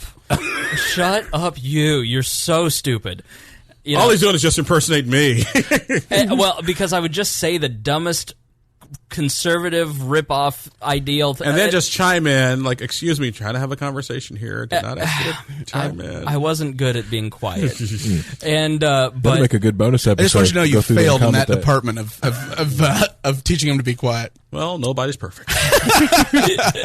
You're one flaw. Either you like Picasso or you don't. It's just that simple. The irony of Abdul thinking he can teach me how to be quiet. Master it yourself, sir. You see, I have something to say. I do too now. That's the problem. The student has become the master. Andy's a millennial, which is even worse. I feel entitled to this microphone, Abdul. Title this. No, but he picked apart all of everything that I believed. Your flaws. And I was just going, I don't believe anything anymore. So you think we should invade Iraq? How many Iraqis were on that flight? Exactly. That kind of. Mine was I think it was a conversation you and I had on the air. It was about troop withdrawal in Iraq. Yeah. And Spangle was against any sort of timeline for troop withdrawal. Right. It's like he's like, we should stay there till the mission's done. Then I remember asking him, what does that look like? Right. No answer. Silence. What does it look like that says your mission's done? Hold on. Rush 24/7 isn't loading. Immigration was another big key, and it is interesting now where some a northerner named Derek, who you would know, messaged me. It was like, well, what is your plan for these DACA kids? Amnesty? Do you think Trump made the right decision? Yeah, Trump made the only decision that he had on DACA, which was to let it expire and make Congress, because he said, I'm not going to do the executive orders that Trump had done. And this was his only move. And it made perfect sense to me. And now it just seems to me to be a complete waste of our time to argue that these Americans are not American just because they were brought at 2 years old here. And I'll take you one step further. Let's say the DACA kid is now 22 years old. What if he's got kids? Mm-hmm. His kids are American citizens. Double DACA. His kids get to stay. Yep. Yeah. They have naturalization rights. They're citizens. If John McCain does, they better. Which you can get an immigration attorney, and you can get your parents' green cards. Absolutely. They can not immunity. Then they can. Then it's sort of a reverse immigration process. Correct. Where the kids, are the sponsors for the parents. Then they're anchor babies. Yeah. Abdul, why do you think that someone started to argue with me today about immigration, and I brought up that they're the white identity politics because they were white. I never mentioned anything about race. I've always argued that the fundamental underpinning of the immigration argument is that these people that you're arguing against are not white people. You have no problem with the British immigrants. No one has a problem with the British guy who overstays his visa. Exactly right. I do. Unless I get to remind him about the big can of whoop-ass Washington opened up on John Oliver. You mean the War of 1812? It's the current year. Is that your White House? Oh, look, it's burning. Nice. I'll be honest, Adams wasn't my favorite. Hey, Mr. Quincy if there were ever Adams. someone that you were going to smoke out of the White House, it would have been Adams would be my pick. Mr. Quincy Adams, you need to leave, sir, now. The globalist. When they did that to Jackson. The economic argument for immigration reform is there. I mean, we have Alabama, I think it was Alabama or Mississippi, passed a law about 5 years ago that was an immigration law that made it really nearly impossible for illegal immigrants to work in the state. And then they found out all the cotton fields. Nobody was picking them anymore. They rotted. And so we have a negative hiring rate in this country. We need these people because all those white Walmart welfare queens are not going out to pick cotton. Truth be told, they're not in the physical condition to do it. And that isn't like a, I love the person who's using a WIC card complaining about illegal immigrants. Yeah, they brought people who were on probation who needed a job out in those fields in Alabama. They'd rather go to jail. Right. And the cool thing, Indiana did pick up a lot of different DACA people or illegal immigrants from Alabama. I've met a lot of people from Alabama, who are not supposed to be. If you look at the last vestiges of the industrial West Belt, the hourly worker is the DACA worker. That is, if you look at it seriously, if you look at what the labor composition based on demographics, it is entirely the people that are willing to work for those wages are the DACA voting block or potential voting block. I'm not doing it. Right. Yeah. I got a manicure appointment tomorrow. Look at these cuticles. They look like crap. You have great nails, though. Well, thank you. Yeah. I know. Maurice, she does them so well. Just fabulous. Maurice. But still, Matt, you're soaking in it. But isn't it interesting, though, because cultural preservation, which is purely trying to maintain a stranglehold on white dominance within the political system, is self-fulfilling prophecy. Because if you look at birth rates, it's inevitable that they're going to not White guys can't get laid. Exactly. No, I mean, but really, the birth rates guarantee versus the death rate guarantees this is an inevitability. And when you have fewer mouths to feed, you have a slower growing economy, and it becomes stagnation, and you invite the very thing you're trying to avoid. Yeah. The only way to try and grow your way out of it and maintain like conservative principles traditionally is through immigration. That keeps Social Security funded with new employees. Like, that's why I think amnesty is inevitable, because all of a sudden the Social Security Trust Fund, instead of a bunch of people getting a cost of living, or no longer indexing it for a cost of living adjustment, COLA, all of a sudden they're like, yeah, give me the DACAs. I want to make sure that I get the additional $126 a year. I've always said, what is the ultimate harm of bringing all these people above ground and have them paying taxes? You know what's happening in Houston right now is that there are a lot of illegal immigrants who are not going and seeking shelter. They're not going to the shelters because they're afraid they're going to get sent back, and they're not getting the help that they need from private organizations. These are human beings who are suffering and are not getting the help they need just because of their immigration status. I have a problem with that. I have no problem with somebody who is here illegally getting some food when they have no food, no water, no electricity. I always said was when they start rebuilding Houston, people are going to start wishing they had an illegal immigrant. Right. Absolutely. Oh, yeah. They First time absolutely start will. building. Because there's not going to be enough work people to go around to do all the rebuilding. Who will lay their new pathway at Home Depot when there's no one standing out there to put in the back of the truck bed? Who do you think built Houston over the last 10 years in the first place? Precisely. It's illegal immigrants when everybody moved from New Orleans after Katrina. Yep. Mm-hmm. If there is a Texas creed, it is exploiting cheap labor when it is available. And remember the Alamo. They all got killed. Yeah. But, I mean, it is going to be interesting though, because it's if we don't, if let's say that we succumb to this preservationist mindset as a country, all of a sudden it becomes very much about dividing up the pie, because we're already stagnant growth. Tax revenues will stall out other than inflation, and then you have an ever-growing increase of debt, and so it's inevitable that people will stop investing in the United States as potential, a good place to put their money to capture that'll growth. never happen. Absolutely.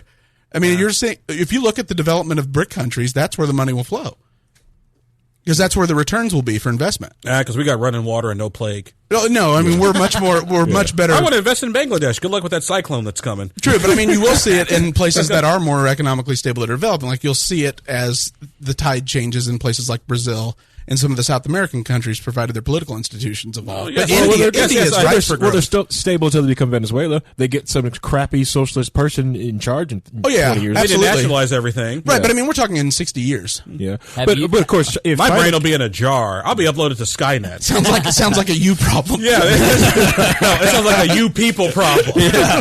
Oh boy, code. For right now, I've got a trial to YouTube TV. I don't care about you people. China keeps making special economic zones, and they just keep making it bigger and bigger.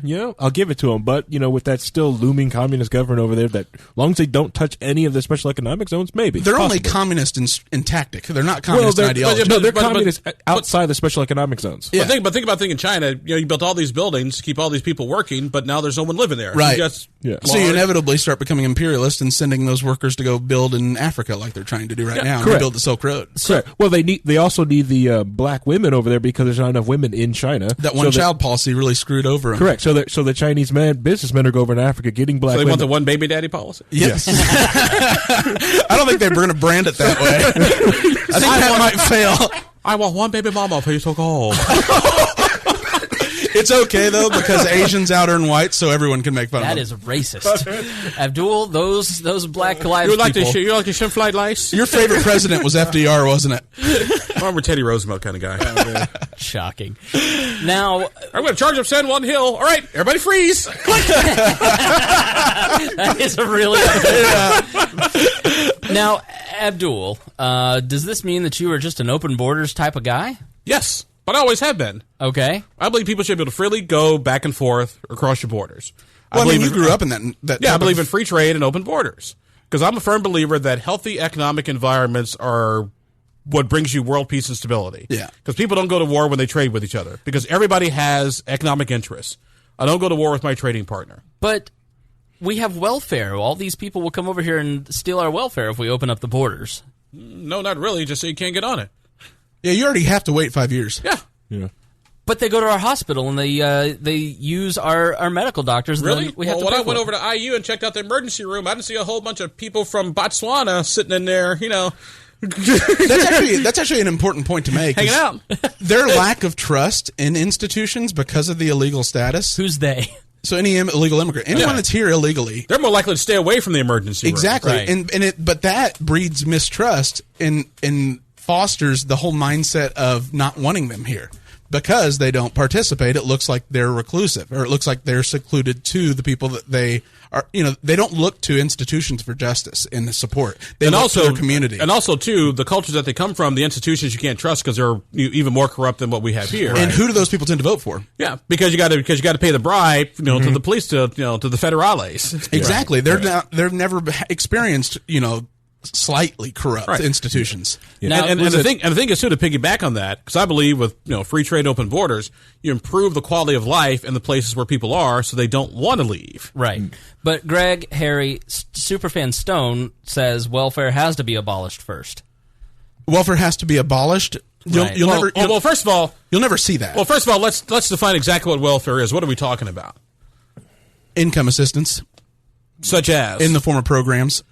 like a home mortgage deduction, No, more so of bare necessities. like a home mortgage deduction, That is a white people welfare, and I don't Like a- appreciate you Like a- shaming me with okay. it. like a home mortgage deduction, No, Are you trying to say something? or secure like a I wish you wouldn't racialize welfare. or like a tax break, say for all the equipment that you buy for your business. That's here. different. Shut up. How dare you talk about the different accounting methods? Crit call. No, corporate welfare should go first. Is that the welfare? I know. I just left 5 blocks away from Lucas Oil Stadium. Food stamps, literally, food stamps are 30% go unused, but the corporations they make that be a guarantee so they can count it toward their quarterly earnings report as revenue. Yeah. But also some of the stuff on the WIC program is like a lot of people just don't know have the skills to use because you can't get like regular sliced cheese, you get block cheese, you get a lot of bare and essentials, and most people just don't know how to cook. But if you're like people see like all these illegals have food, but it's like but they know what to do with a bag of rice, a bag of beans, and a bag of flour. Like I'm going to sit here. That's a Thanksgiving dinner in Vietnam. But only in the United States are we at a quality of life where you can complain about getting block cheese? First off, What a wonderful quality of life where I you was get very upset. the WIC people card on the program are mad it didn't come in individually wrapped slices. I'll do you one better than that. We live in a country where you complain that you can't get NBC on your dish TV. Right. Do you know how many fans of Kathy Lee and Hoda, white women, are outraged by this? My mom is beside herself about this, ready to switch to a different provider. Hilarious. I was very upset the WIC card did not cover like Wensleydale or my Havarti. I was very, very upset about It wasn't, I'll be honest, it wasn't even vegan, and that offends me. But here's I bring that up because it is Just want some sage the jerky, most firstly. common argument, and it makes sense in a very simplistic sense that we can't have open borders. Well, first of all, open borders will never happen. Stone replies. I understand that, but there it's politically but there will unpopular. never be open borders.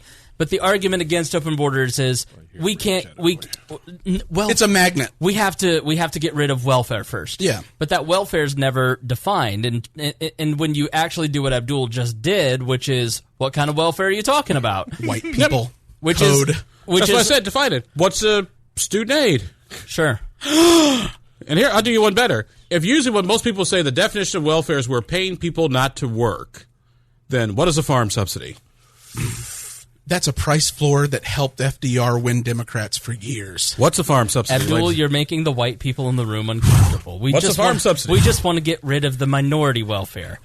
One man's welfare, is another man's corporate incentive for, No, that's so true. for economic growth. You never see Paul Ryan going out and talking about the need to reform the corporate handouts. You never talk about the accelerated depreciation schedules that they pass and escapes attention. And I'll do you a step further. When we talk about the reform of the tax code, because people say we have the highest tax rates in the world, technically yes, but technically no, because I can do the math and accounting in such a way that by the time I'm done, I have very little to no tax liability Facebook and whatsoever. Google, with the double Dutch inversion, only paid 2% over the last 10 years. When I went to the accountant about a month ago and I found out about tax credits, White privilege? and what I learned about white privilege, I was like, so I'm starting this business. Trump.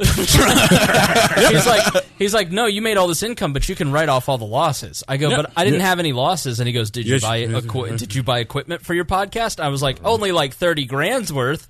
He's like, there you go, son, you are rich. You just learned about the carried interest deduction for hedge fund managers. Any past loss, they get a carry forward against profits made in the future. So they can go back 10 years on billions in losses and pay not a dime on $100 million. My anti-politics office is my spare bedroom, which means 25 to 30% of every household expense is a business expense. Now, is a wife that cleans considered an expense as a corporate cleaning deduction? Well, the wife doesn't clean, the maid does.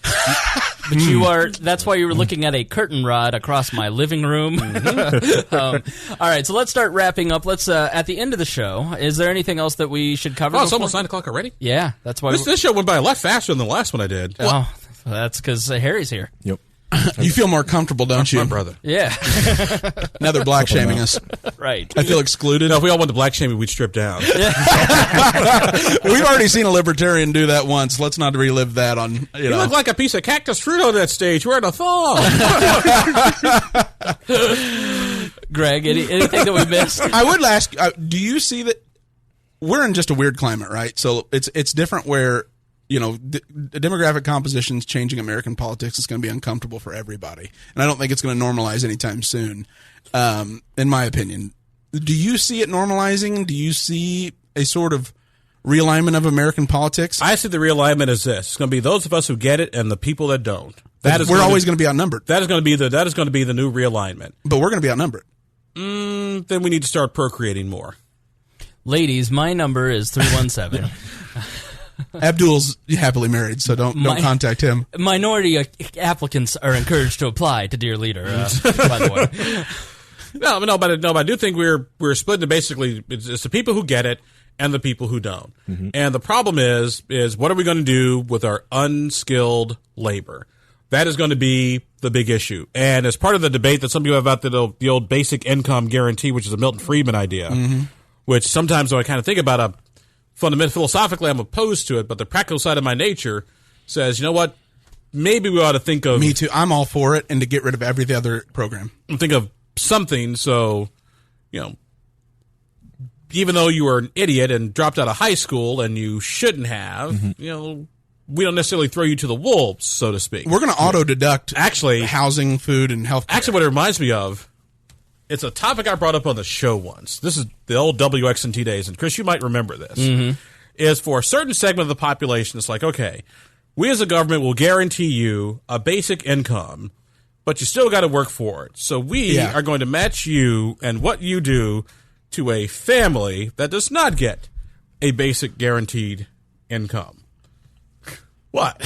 You got that look on your face. You thought that you're going to move to number one on that list if you ever say that publicly. No, but you're not just going to be number 4. You're going to be. Think about it for a second. If I'm going to give you a basic guaranteed income because you have no technical marketable skills, but you've got a strong back and a good work ethic, then let's match you up with someone who could use your skills and work ethic in the appropriate occupation. What I would tie it to is AmeriCorps and say you have to be employed to get the guaranteed income, and then it's whatever you make, we'll make up the difference based on the price. But because I really need a new outdoor landscaping guy. The guy we got right now, he's good, but if I can get one for free, he's got some reliability issues. But if somebody's got a very good income and they like working outdoors. The happiest day of Abdul's life was when he made me do yard work for $50 in his backyard. Did you sit out there in a white suit? Julep It's not a joke. He sat in a chair and watched me cut down those trees. Christopher, the Civil War was a war of northern aggression. Christopher, y'all done missed a spot over there, boy.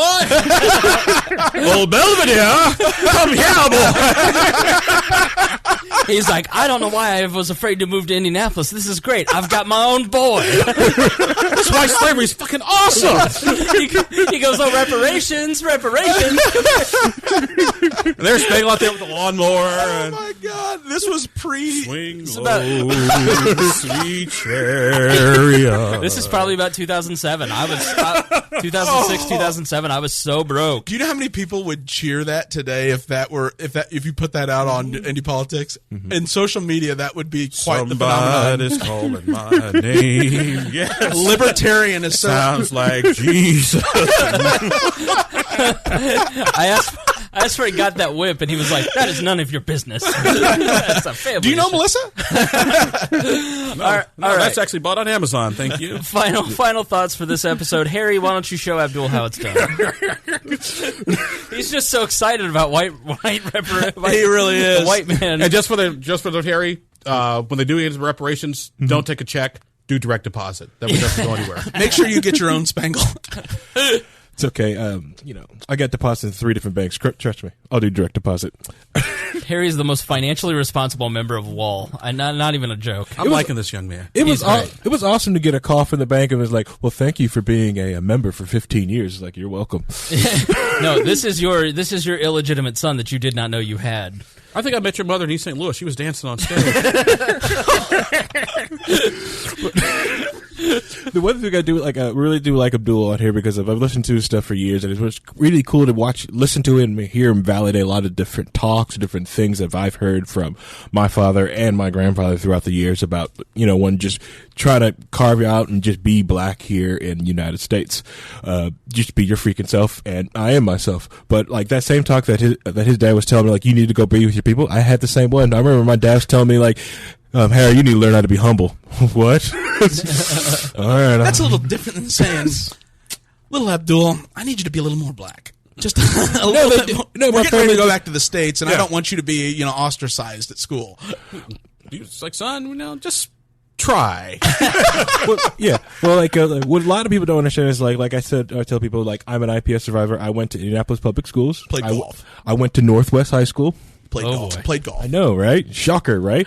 But like a lot of different things a lot of people talk about is people make decisions there at that school. One of the people who host the show, they made a decision, didn't show up all the time. Yeah. I remember being in my American history course and everyone in the entire class not wanting to listen to the teacher, not wanting to pay attention, and having to pick up my desk, put next to the teacher's desk until like screw the other like 28 people in this room, teach me. Right. You have to make your own choice out in life. You carve out for yourself. And as long as you work hard, you build yourself some skills, you will find a job. You will find out you get something. Reliability itself is a marketable skill. I find out that I get a lot of freelance jobs right now just for the simple fact I pick up the phone. Right. I pick up my phone. Woody Allen said 80% of life is just showing up. Is that right? Harry, And the food was terrible, and these portions were so small. You're a real credit to your race. Jew, eat here. Get it? Jew. Oh, man. We're going to be accused of white supremacy and anti-Semitism. now, what else is new? Yeah, another Have you- episode of Wall. have We you did listened- better. Have you listened to this episode? Have you listened to the show? Hi there. Now we're homophobic. We've got a gay. We're fine. Yeah, And we're good. Harry is looking for work. You do what type of freelancing, and you are looking for a full-time job too. Yep, I do IT systems administration. I specialize in network administration, basically. I'm more of a network and more into security, stuff like that. So if you are trying to figure out if someone can hack inside you, that'll be me. I can do it. I'm not So a do you hack. do software testing? Or as part of security? I don't like doing it, but I can do it. It's not my thing. Send me your resume. Okay. I know somebody would probably hire you. Ooh, okay. See, Sweet. that's how it works. That's why we're telling you. If you give out your But that right there is a perfect because of Abdul, how his hard work has materialized into a network where a phone call gets you a job. right. That is not. He's gotten me out of tickets. Yeah. There was one day where I didn't have a license or a license plate, and I didn't know till I got pulled over. And then the next morning, the B&V commissioner was on the show, and I was like, "Hey, Abdul, by the way," and then he picks up the phone, he goes, "Blah blah blah blah," and he goes, Come on down. "B&V commissioner says he'll take care of it," and so yeah, got me off scot free. But that's what I mean is like, so that is a perfect example of how these effects can compound and reward. But where most people that don't choose to take it upon themselves to put it in their own hands, they just show up at Monster or go to a temp agency. Yeah, this is why I argue with our people. You got to learn how to build a goddamn network. It's everything. And why hang around people who can't do a damn thing for you? Yeah. My dad always joked and say, "Son, I want to hang out with Republicans. They had money. Democrats are always broke." But you got to be willing to be courageous. Talk about some social justice. Hell, social justice ain't getting me laid because they put no money in my pocket. But I mean, a lot of people, misery loves company, and so they refuse to go through the. That's why I say pain. there's very little difference at the end of the day between, like we had a conversation between the alt-right and the Antifa. It's a bunch of out-of-work Starbucks baristas who can't get laid. Yep, one just has the windmill of friendship and tolerance on their flag, and the other one wear black masks. One used to work at Starbucks. The other used to work at AutoZone.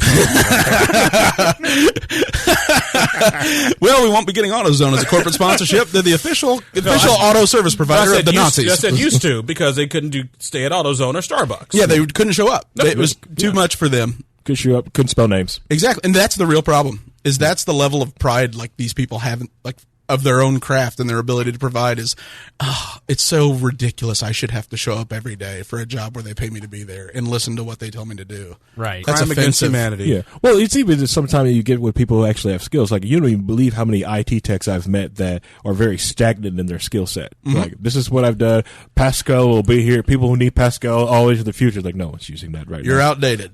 You know. Right. Yeah. I took that in college in like 1988. Does anybody need a Fortran programmer? You know what? Wait a second. You know what? I got my Commodore 64 out in the garage. Let's see if I can link this up. Now, where's the thing on the back of the TV so I got the screwdriver to hook it up? It might come back when people start wanting to buy into like vintage computers, like so. Like typewriters. Yeah, I still got my Tandy 1000, in the basement, just in case, like some people want, So I got my floppy disk. Yeah, yeah. I'll tell you, a guy that does really well is purely a piano tuner in Indianapolis, and like he kills it, but he's one of the last of his kind. If you're the last man standing, you can make it, but other than that, you've got no hope. Yeah, we're on the friggin' endangered species list. Got Scott Proof from the EPA come by to tag us later. Racist black people. You can. You're number 64 and you're number 67. Yeah, that's why I think most of every time I get pulled over, there's like 2 or 3 more cops behind it, just because we got this black guy here with no criminal record. You've got to come see this. He's a unicorn. That's why I love driving in Hamilton County, because as soon as I cross 96th Street, several cops will follow me to make sure I get to where I need to be, and they will wait for me until I have given my speech and then escort me back to the county line. You cannot get that kind of service.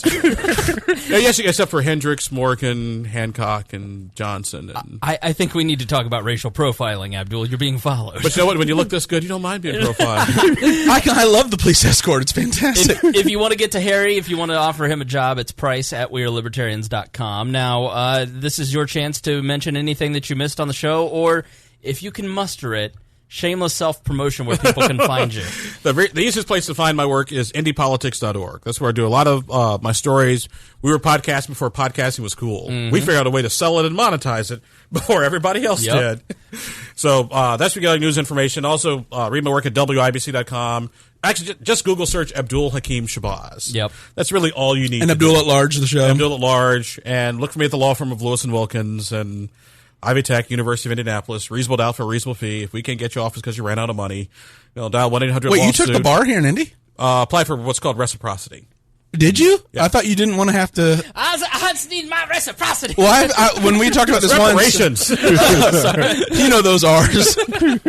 Reciprocity for reparations is what you did when you did his lawn. Sorry, hard R's get me all confused. I thought you didn't want to be in a position where you had to take on, people would ask you to represent them, and you. That was before I realized how much money I could make as a mediator. Gotcha. So because I went to fueled the mediation decision. school to become a certified mediator in the state of Indiana. Yeah. So what you're telling me is he said this. And you're saying that he said this. Here's what you need to do. Is that what mediation is? Well, I would understand why, though, because you wouldn't want to represent you're already busy. You don't want to have a bunch of people requesting you. See, the nice thing about mediation is you can do it on your own time and your own schedule. And charge both. And charge anywhere, on a slow day, $300 an hour. Yeah. That's the other thing I got from Abdul, too, is never have just one steady stream of income. Have multiple. Diversification. Yeah. So when I lost my job, I was like, oh, that one stream's gone. That may be the biggest, but man, screw it. Thank God I founded Bitcoin. Yeah. Did not find Bitcoin. Stop saying that. He's genuinely scared. I know. that people think he's Satoshi Nakamoto. He's within 1 degree of separation. When I get those emails like Satoshi, whoa, no. No. Just like I don't like the term hacker. I was like, you're a hacker. Whoa. I just do security, not hacker. I'm the good guy. Wear the white hat. Yeah, right. Those black hats. Your name's not Harry. Greg, your name's Greg. What final thoughts for this episode? No, that was a good episode. Thank you both for coming on. I was a little bit, I'm always nervous to have white supremacists on, but we pride ourselves on giving an open platform. Just the president. I opened the door for Abdul and saw all white and thought, oh, here we go. It's a crisp white shirt you've got on there, sir. Why, thank you, Mr. Spangle. I was happy to be here today. Thank God he waited to put on the hood till he came inside. I was blocking my rear view mirror. By the way, I wash my hands after weekly cross burning. See, it's cool. Yeah, that was. This is a good episode. I think we talked about a lot. I look forward to you continuing to provoke this. And I was shocked. This was a outlet that only had, they have less likes than the Lava Flow podcast, a friend of ours Which podcast. is hard to do, because Yeah. Roger Paxton has very small amount of likes. Yeah, the only thing less is the NHL in the United States. Right. Like, it's basically non-existent. But you took this on, and you even gave them, you ratcheted up their exposure, which is really interesting, because they're sitting there attacking you, and you will probably be the reason they succeed. Yeah. And that's why it's a certain amount of almost sort of Rod Serling-esque irony. Exactly. Yeah. That's what got me, was I thought, this son of a bitch is going to be like, oh, remember when you grew after calling me a white supremacist? Mm-hmm. Interesting. Yep. Let that simmer. That hood just got 10 feet taller. It really did. It's not a dunce cap. No, I don't know. I look forward to seeing how Abdul is targeted, though, going forward, because once it's out there and once it's okay, and you seem to invite it after the whole Tylenol social media comment about the cotton in the top. Oh, yeah, that's right. The flame war you started. It's an old joke you used to use in my stand-up comedy act, too. That's the funny thing about it. Damn, joke's like 15 years old. Which is? The old, I'm too proud to take, I won't take aspirin because I won't pick the cotton out of the bottle because I have the big slavery flashback and it just totally throws my universe out of whack. Yeah. And, of course, every white supremacist I know liked that, and I thought, oh, boy. Ugh. Yeah. Well, you know why aspirin's white? Because it works. That is offensive. Oh, boy. I want you to enroll in a diversity and sensitivity training seminar as soon as possible. Yeah, here's my diversity training. Lots of I got rich black people, rich friends, and rich white friends. That's my diversity training. Lots of people in the Facebook group, and if you're in the nobility of We Are Libertarians, then that's $10 a month on Patreon and up. Then you got to watch this show live. Brantley Spicer says, great episode. Abdul never disappoints. Christy Avery says, fun episode. And so can I get a complimentary subscription? There are some people who have asked for complimentary subscriptions. And you know what? Actually, I would never do that to a friend unless you trade it, because to me that's offensive. Asking somebody like, hey, can you give me some hard work for free? Yeah, I'll totally give you one. Hookers aren't free. I don't know if you know this, but Lincoln took care of slavery. Guess what? My apartment complex doesn't take complimentary. Yep. So they take Only memes. Street cred doesn't buy you a house. Oh, yeah. We're trying to grow something special here, and we need your help, and that is what the money goes towards, and helping us expand and improve. And you guys came through, and we are up over $750 a month at this point. And the next goal is a studio at $1,500 a month. Harry's already been shopping because we know our audience will come through, because we want to have high-speed internet. Oh, It's 2 gigs up here, and it's very sad, and Harry's very upset about it. And we want a place where we can do more and create more, and that is our next goal. And in the meantime, we're going to advertise and build a lot of cool stuff. I'm talking to some app developers and some other folks to do some various cool things.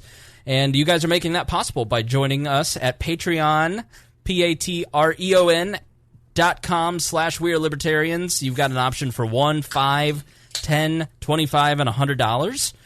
And listen, I want to take the opportunity to allow the audience to be price gouged.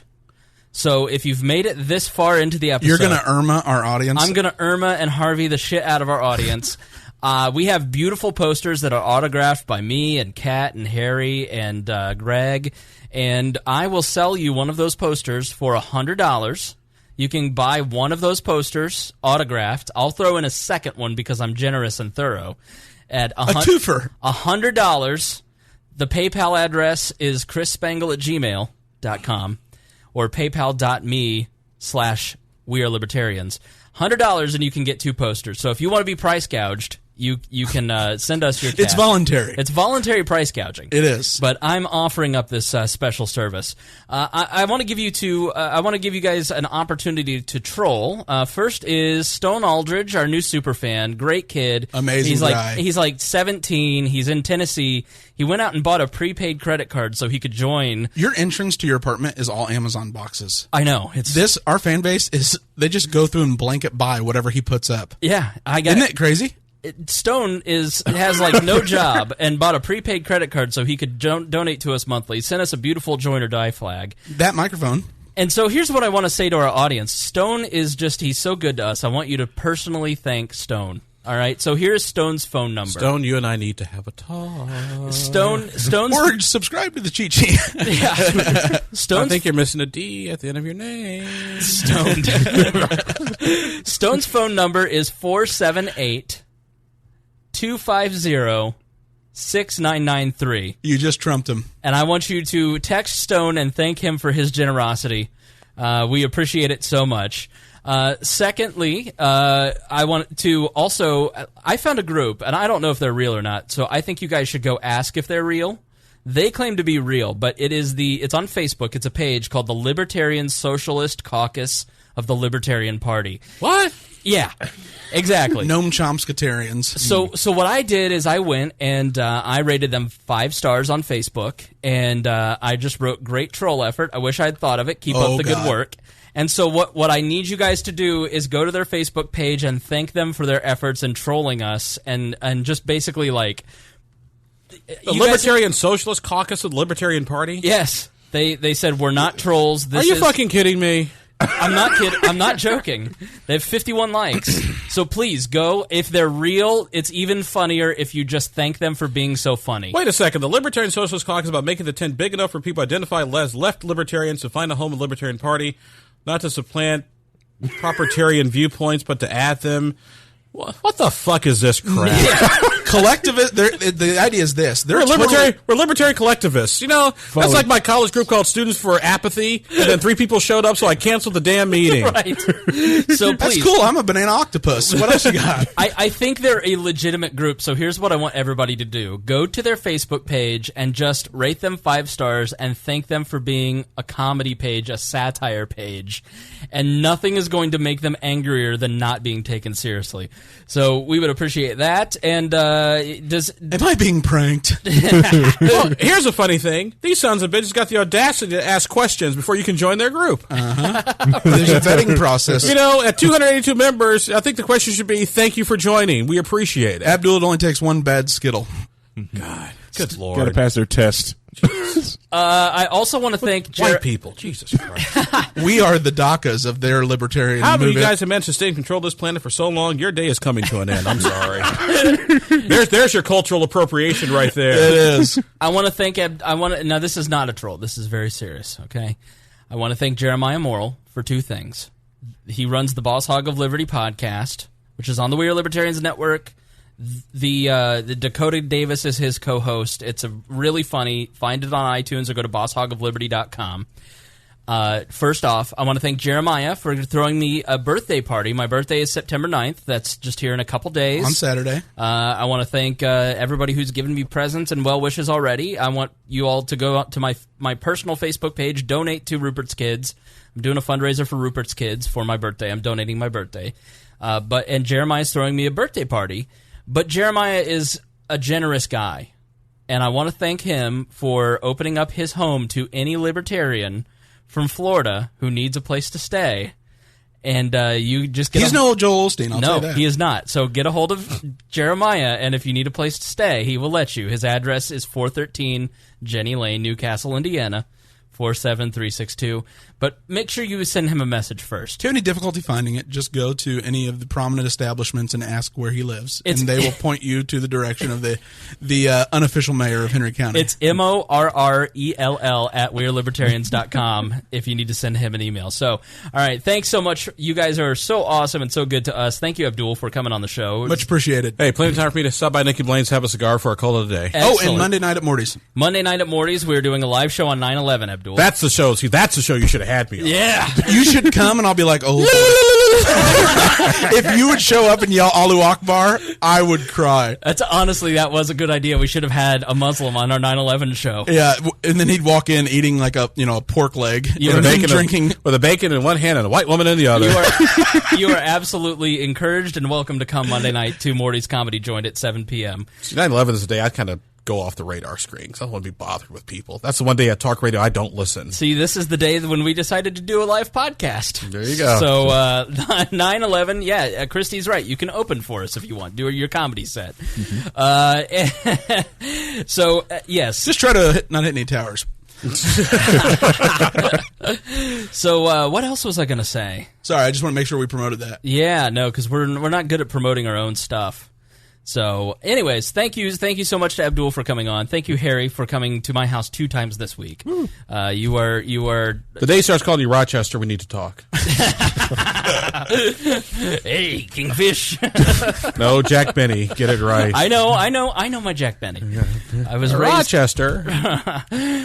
But I got to give you guys credit. You were the first family in Plainfield to own a color TV, so they were breaking down barriers. By God, I'll tell you, they were pioneers of their time. They were the MLK of the Quakers. All right, More like the MLFs. Oh, I know what I was going to say. You guys, we're not done. Abdul's going to take off because we're going to go let him smoke cigars. But we're going to record like another 20, 30 minutes of the podcast. And if you want to hear that extra 20, 30 minutes on a different topic, what are we going to talk about, Greg? We're going to talk about the exposure of the link between Google seed funding coming from the CIA. Yeah, so we're going to talk a little bit about that here. Oh, yeah. I want to stick around for that one. Davidoff, please. Thank you. Our audience loves Well, we'd know your search history would just be Abdul porn. I pleasure myself to a move named after me. So if you want to hear it, the only way to...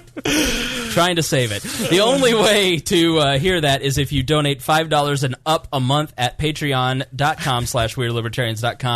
So if you're a fan, if you hate us, you want to hear what we're going to say because it's going to be really offensive. And just for the record, I can finally say after watching the first 9 months of the Trump administration, strange women hanging out lakes, listening swords probably is a good basis for a system of representative government. All right, thank you for joining us on this episode of Weird Libertarians. We love you, we appreciate you, and thank you so much for watching.